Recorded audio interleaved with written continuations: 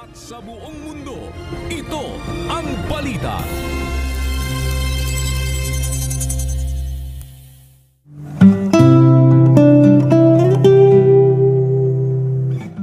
At pakabanalin kayong lubos ng Diyos din ng kapayapaan, at ang inyong espiritu at kaluluwa at katawan ay ingatang buo, na walang kapintasan sa pagparito ng ating Panginoong Hesukristo.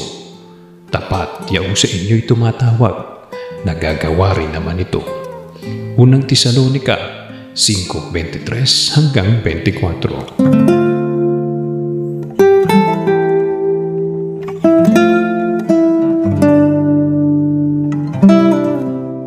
Sa ngalan ni Kuya Daniel Razon, ako si Mon Hocson, at dito sa UNTV, Diyos ang aming sandigan, serbisyo publiko ang aming pinahalagahan. Magandang hapon.